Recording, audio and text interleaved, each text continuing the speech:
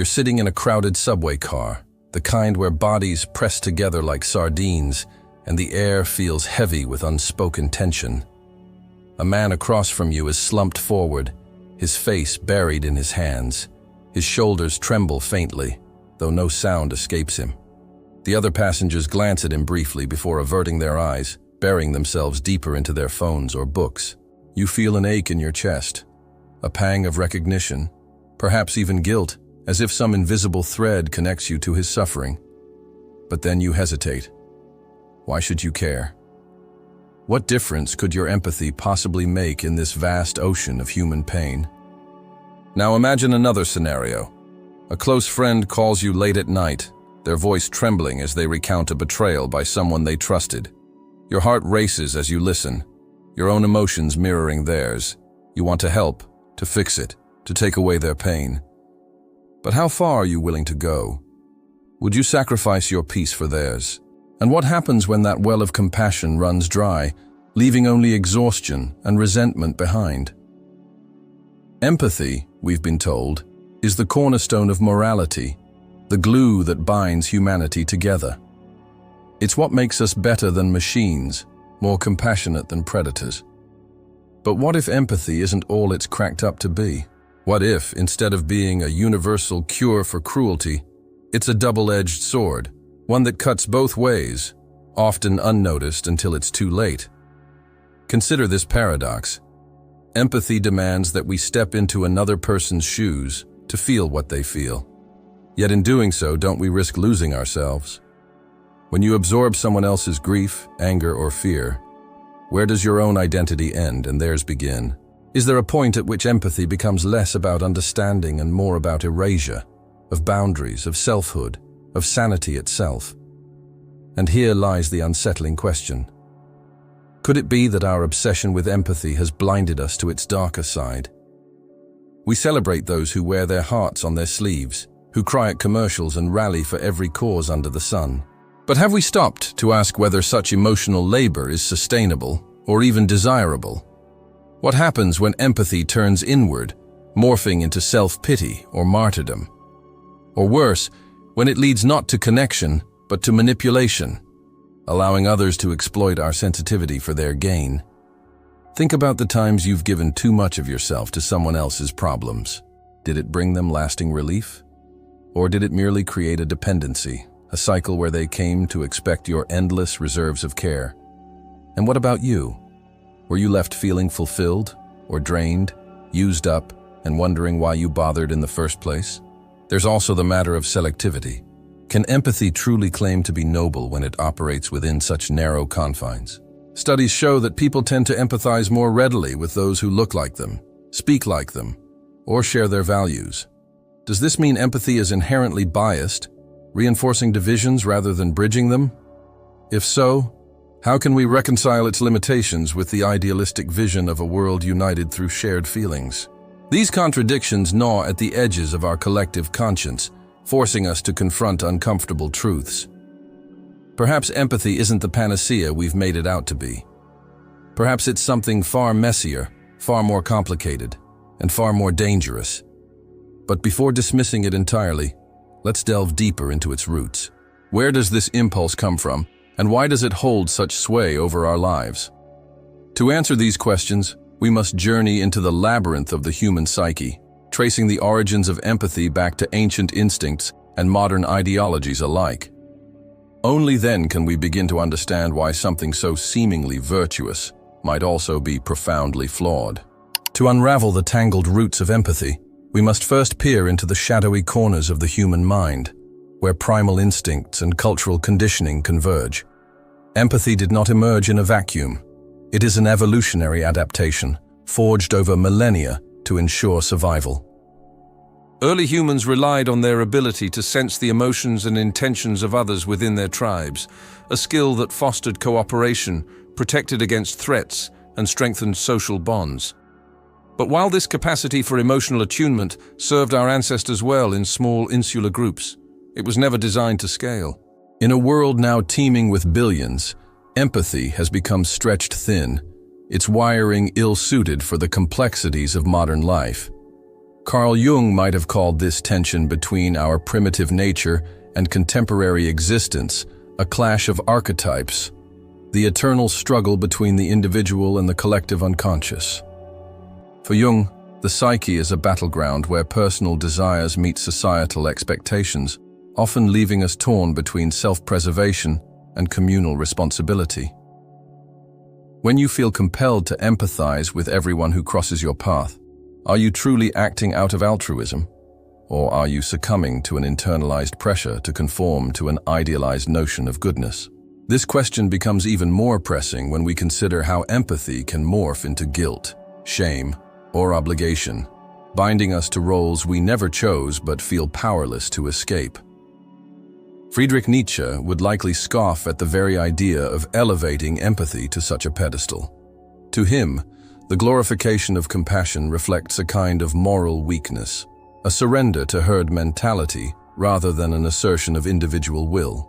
"Pity thwarts growth," he once wrote, arguing that excessive concern for others' suffering stifles creativity, ambition, and the pursuit of excellence.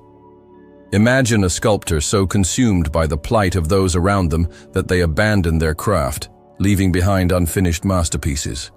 Is this sacrifice noble or tragic? Nietzsche challenges us to ask whether empathy, in its most extreme forms, doesn't diminish both the giver and the receiver, reducing them to passive participants in a cycle of mutual dependency. Arthur Schopenhauer offers another perspective, framing empathy as a rare yet essential spark of humanity amidst a cold, indifferent universe. He saw compassion as proof of our shared essence, evidence that beneath the surface differences lies a universal core of suffering and longing. Yet even Schopenhauer acknowledged the limits of empathy, recognizing that it cannot eradicate pain, it can only momentarily alleviate it. And therein lies the rub. If empathy's power is fleeting, is it worth the toll it takes on those who wield it? The philosopher's vision of interconnectedness may inspire awe, but it also raises unsettling questions about the sustainability of such connections in a fragmented world. Modern psychology adds another layer to this inquiry, revealing how cognitive biases distort our empathic responses.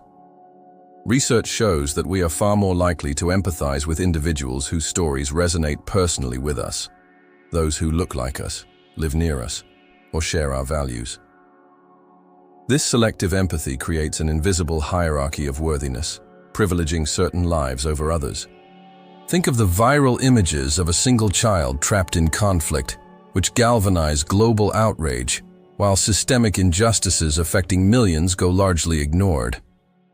Why does proximity, whether physical, emotional, or cultural, so profoundly shape our capacity to care? Zygmunt Bauman, the late sociologist of modernity, might argue that this selectivity stems from the liquid nature of contemporary society, where relationships are transient and commitments shallow. In such a fragmented landscape, empathy becomes a scarce resource, hoarded for those closest to us and denied to strangers. Gabor Mate, the renowned physician and thinker, sheds light on the psychological cost of misplaced empathy, drawing from his work with trauma survivors. Mate warns that chronic caregiving without proper boundaries can lead to burnout, codependency, and even illness. When you pour all your energy into soothing someone else's wounds, what happens to your own? Are you not in some way neglecting your needs in favor of theirs? Mate reminds us that true healing requires not just compassion, but also discernment, the wisdom to know when to give and when to step back. Without this balance, empathy risks becoming a form of self-abandonment, leaving both parties trapped in a dance of unmet expectations. And then there's Aldous Huxley, whose dystopian visions explored the dangers of unchecked sentimentality. In Brave New World, he portrayed a society where artificial happiness replaced genuine connection, rendering empathy obsolete. While Huxley's world may seem distant, his warning feels eerily prescient today. As technology infiltrates every aspect of our lives, we find ourselves increasingly reliant on digital proxies for human interaction. Emojis instead of embraces, likes instead of listening. Does this mediated form of empathy cheapen its meaning, turning it into a performative act devoid of substance? Or does it reflect a deeper truth, that in a hyper-connected age, the sheer volume of suffering overwhelms our ability to process it authentically? The philosophical underpinnings of empathy thus reveal a web of contradictions. It is both a gift and a burden, a force for unity and division, a source of strength and vulnerability. Its roots run deep into the soil of human evolution, yet its branches stretch precariously into the stormy skies of modernity. As we navigate this treacherous terrain, we begin to see how empathy shapes not just our actions, but our identities, who we believe ourselves to be, and who we aspire to become. But understanding its origins is only the beginning. To grasp its true impact, we must examine how it operates beneath the surface, subtly influencing our thoughts, behaviors, and relationships in ways we scarcely realize. What lies ahead is a journey into the unseen consequences of empathy, a labyrinth of hidden forces that govern our lives, often without our awareness.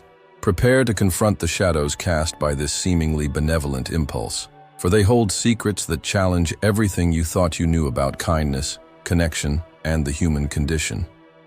Empathy, for all its celebrated virtues, operates like a silent architect, designing the contours of our lives in ways we rarely perceive. Beneath the surface of our conscious intentions, it shapes how we think, act, and relate to others, often with consequences that ripple far beyond what we imagine. To understand these unseen forces is to peer into the machinery of human interaction, where cognitive biases, neurological wiring, and cultural conditioning conspire to amplify both the beauty and the peril of empathy. Consider the phenomenon of emotional contagion, the subconscious transmission of feelings from one person to another. When you sit across from a grieving friend or witness a stranger's distress, your brain doesn't just observe, it mirrors. Neurologically, this process is mediated by mirror neurons, which fire not only when you experience an emotion, but also when you see someone else experiencing it. This neural mirroring creates a kind of psychological osmosis, blurring the boundaries between self and other. While this mechanism fosters connection, it also makes us vulnerable to emotional overload. Have you ever left a heated argument or a tense meeting feeling inexplicably drained? That fatigue isn't merely metaphorical, it's physiological. Your body has absorbed fragments of the emotions around you, leaving you carrying burdens that aren't yours to bear. But the insidiousness of empathy runs deeper still. Cognitive biases further distort its impact, leading us to prioritize certain experiences over others based on flawed reasoning. The identifiable victim effect, for instance, demonstrates how we're more likely to empathize with individuals whose stories are vivid and specific rather than abstract masses facing similar struggles. A single child trapped in rubble elicits outrage and action, while millions displaced by war evoke muted concern at best. Why does proximity, whether physical, emotional, or narrative, so profoundly skew our capacity to care? And what does this bias reveal about the limitations of empathy as a moral compass? If compassion hinges on visibility and relatability, can it ever truly address systemic injustices that remain hidden or diffuse? Cultural narratives compound these biases, embedding scripts of empathy into our collective psyche. From childhood, we're taught to equate kindness with sacrifice, to measure our worth by how much we give, rather than how wisely we give. These lessons take root early, shaping our identities and relationships in ways that are difficult to untangle later in life. Picture the archetypal caregiver, the parent who neglects their own needs to nurture their children, the friend who always puts others first, despite growing resentment, the partner who bends over backward to keep the peace. Society lauds such figures as paragons of virtue, yet their actions often mask a darker truth. Unchecked empathy can breed codependency, eroding personal agency and fostering unhealthy dynamics. Is it possible that our culture's glorification of selflessness perpetuates cycles of imbalance, rewarding those who deplete themselves while punishing those who set boundaries? The psychological toll of this imbalance manifests in subtle yet profound ways. Chronic caregiving without reciprocity, leads to compassion fatigue, a state of emotional exhaustion marked by apathy, irritability, and detachment. Therapists, nurses, and social workers know this phenomenon all too well, but it extends far beyond professional spheres. Even in personal relationships, the relentless demand to be there for others can leave individuals feeling hollowed out, their reserves of empathy depleted. What happens when the very act meant to connect us becomes a source of alienation instead? When empathy turns inward, morphing into guilt or self-pity, it risks fracturing the fragile equilibrium between giving and receiving. Yet perhaps the most unsettling consequence of empathy lies in its potential to manipulate. Empathy is not inherently altruistic. It can be weaponized, used to exploit vulnerabilities for personal gain. Think of the charismatic leader who feigns understanding to win loyalty, or the manipulative friend who plays on your sympathies to extract favors. In these cases, empathy becomes less a bridge and more a tool of control, allowing one party to dominate while cloaked in the guise of compassion. How do we reconcile this duality, that something so vital to human connection can also serve as a vehicle for harm? And if empathy is so easily co-opted, how can we trust ourselves to wield it responsibly? Jean-Paul Sartre might argue that this tension reflects the fundamental ambiguity of human existence. For Sartre, freedom and responsibility are inseparable. Every choice we make carries weight, forcing us to confront the ethical implications of our actions. Empathy, then, is not a passive reflex, but an active decision, one that requires constant vigilance and discernment. Viktor Frankl echoes this sentiment, emphasizing the importance of meaning in navigating life's complexities. True compassion, he suggests, arises not from blind emotion, but from a conscious commitment to serving a greater purpose. Without this guiding principle, empathy risks devolving into chaos, leaving us adrift in a sea of conflicting impulses. Even Jiddu Krishnamurti, with his unflinching critique of societal norms, would caution against mistaking empathy for enlightenment. He believed that true understanding comes not from identifying with another's pain, but from transcending the ego entirely. The highest form of human intelligence, he wrote, is the ability to observe oneself without judgment. In this light, empathy appears not as a solution, but as a stepping stone, a necessary yet incomplete phase in the journey toward deeper awareness. It invites connection but demands clarity, urging us to look beyond surface-level emotions and examine the structures that sustain them. As these insights accumulate, a troubling realization begins to crystallize. Empathy, for all its promise, is neither neutral nor infallible. It operates within systems of power, shaped by forces we scarcely recognize. Its selective nature reinforces existing hierarchies, privileging some voices while silencing others. Its emotional intensity leaves us vulnerable to burnout and manipulation, threatening both individual well-being and collective progress. And its cultural glorification obscures the need for balance, encouraging unsustainable patterns of giving and taking. But even as this shadowy portrait emerges, hope flickers on the horizon. Understanding the unseen consequences of empathy grants us a rare opportunity to reclaim agency over an impulse that has long governed us unconsciously. By confronting its limitations and acknowledging its dangers, we begin to glimpse the possibility of transformation, a shift from reactive empathy to intentional compassion. This rebellion against the status quo requires courage, wisdom, and a willingness to challenge deeply ingrained beliefs. But before we embark on this path, we must first grapple with the ultimate paradox. Can empathy evolve without losing its essence? And if so, what new forms might it take in a world desperate for connection yet wary of its costs? To break free from the tangled web of empathy's unseen consequences, we must first confront a radical truth. The problem lies not in empathy itself, but in how we've misunderstood and misapplied it. Empathy, in its purest form, is neither inherently virtuous nor irredeemably flawed. It is a tool, one that can build bridges or walls depending on the hands that wield it. The rebellion begins when we stop treating empathy as an end in itself and start viewing it as a means to something greater: discernment, justice, and authentic connection. This shift demands nothing less than a revolution in perspective, a reimagining of what it means to care. Imagine, for a moment, standing at the edge of a vast forest. From afar, the trees appear uniform, their branches indistinguishable from one another.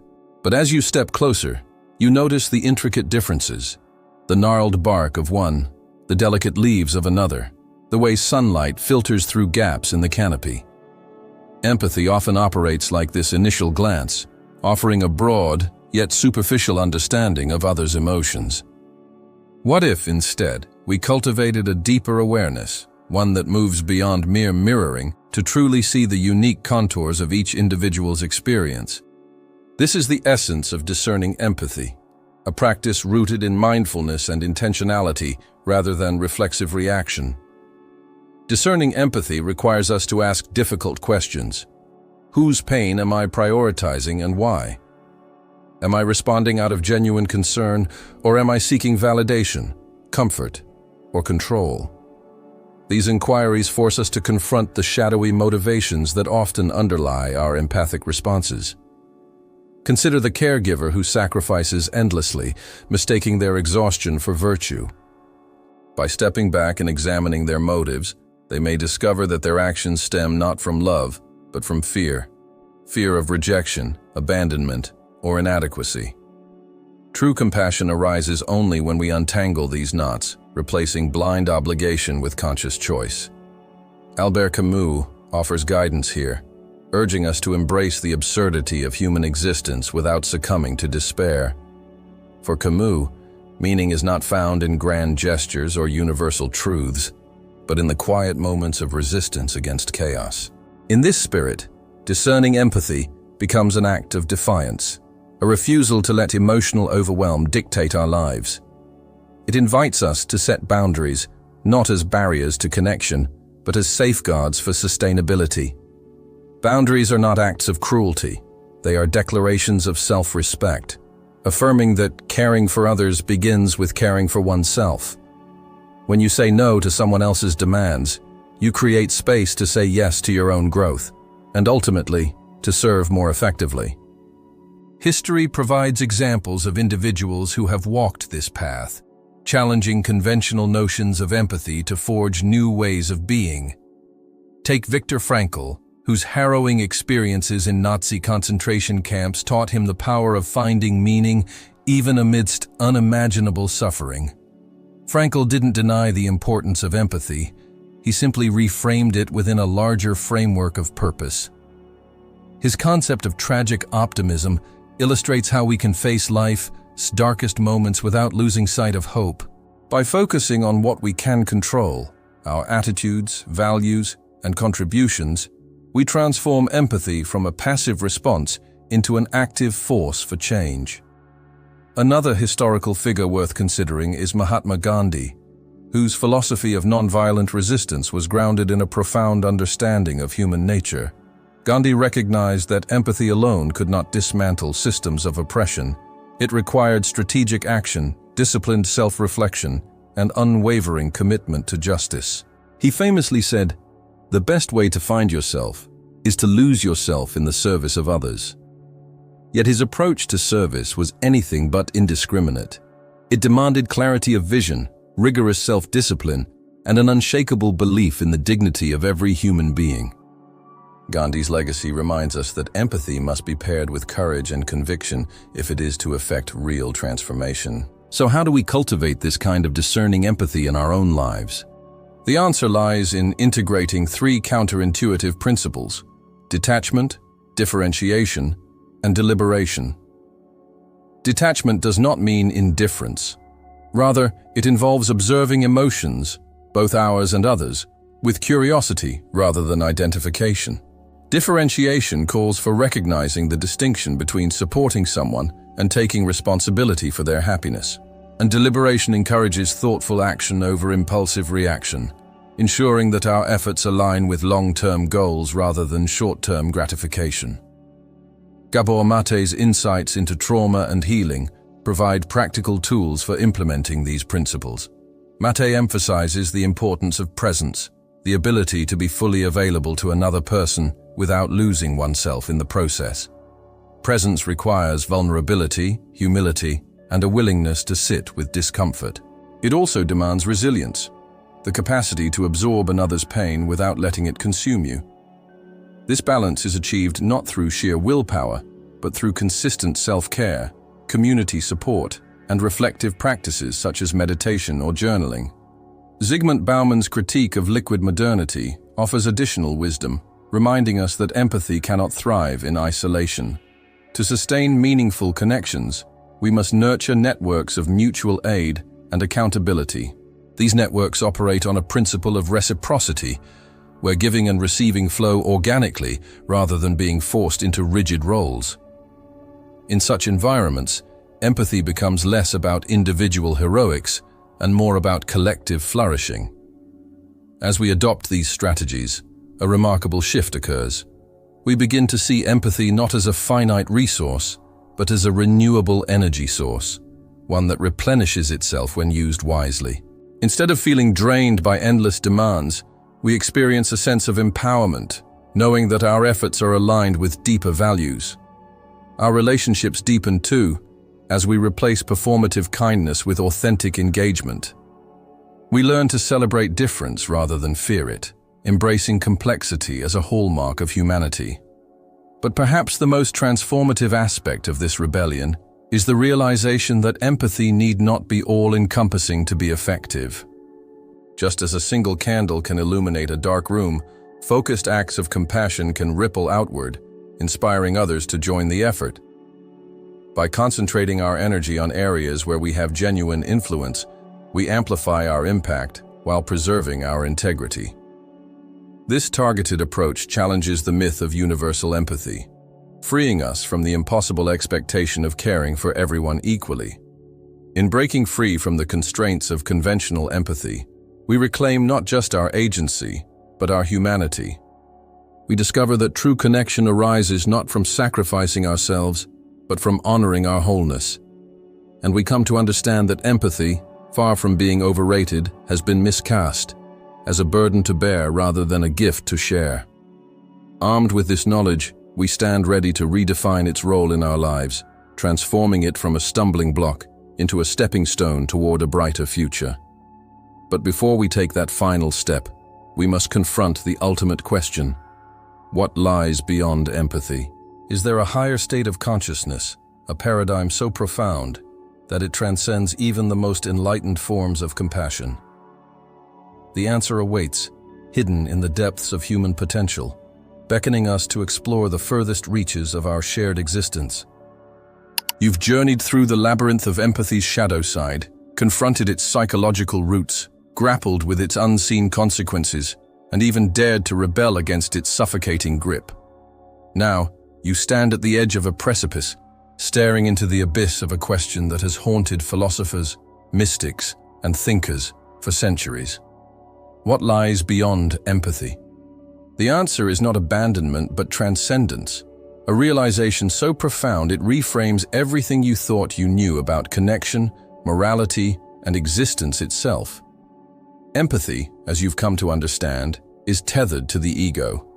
It thrives on identification, the need to see yourself in another's suffering or joy. But what if true connection doesn't require this mirroring? What if the deepest form of understanding emerges not from feeling with someone, but from simply being present? Presence, unlike empathy, is unburdened by the weight of emotional contagion. It does not demand that you carry another's pain. Instead, it invites you to hold space for it without judgment or attachment. This distinction may seem subtle, yet it reshapes the very foundation of how we relate to one another. Consider Viktor Frankl's assertion that between stimulus and response there is a space. In that space lies freedom, the ability to choose how we engage with the world. Empathy often collapses this space, pulling us into an automatic reflex of shared emotion. Compassion, on the other hand, expands it. Compassion is not cold detachment, nor is it overwhelming absorption. It is the quiet strength to witness suffering without becoming consumed by it. It allows you to act with clarity rather than react out of visceral impulse. When you move beyond empathy, you enter a realm where love becomes unconditional, where kindness flows freely without strings of reciprocity or self-congratulation. This shift requires dismantling one of humanity's oldest illusions, the belief that we are separate beings whose emotions exist in isolation. Jiddu Krishnamurti once said, "You are the world, and the world is you." To truly grasp this means recognizing that every act of cruelty, every moment of indifference, every gesture of compassion ripples outward, shaping the collective consciousness. Your liberation lies not in saving others, but in realizing your interconnectedness with them. When you no longer view another's pain as foreign or alien, when you stop trying to fix or feel their suffering, you begin to see them, not as reflections of yourself, but as whole sovereign entities deserving of dignity and respect. The ultimate paradox reveals itself here. Letting go of empathy opens the door to something far greater. By releasing the need to emotionally merge with others, you create room for genuine intimacy. This intimacy is not born of shared tears or mutual despair, but of radical acceptance. Imagine sitting across from someone who is grieving, saying nothing, doing nothing, yet radiating an unwavering stillness that communicates more than words ever could. You do not try to alleviate their pain because you know it is not yours to bear. Instead, you offer them the gift of your undivided attention, a rare commodity in a fragmented world. And so, the final truth emerges. Empathy, for all its virtues, keeps us trapped in cycles of reaction and projection. Compassion sets us free. It liberates both the giver and the receiver from the exhausting dance of emotional reciprocity. It reminds us that while we cannot control the storms of life, we can be the calm within them. As you step away from the pedestal of empathy and embrace the boundless expanse of compassion, you awaken to a new way of being, one rooted in presence, humility, and grace. Let this revelation linger in your mind like the final note of a symphony, resonating long after the music fades. Ask yourself, who would you become if you stopped trying to feel for others and started simply seeing them? How might your relationships transform if you traded the burden of shared emotion for the lightness of unconditional support? And most importantly, what ripple effects might your newfound freedom unleash upon the world? The answers lie not in theory, but in practice, in the small, deliberate choices you make each day to show up fully, authentically, and fearlessly for yourself and those around you.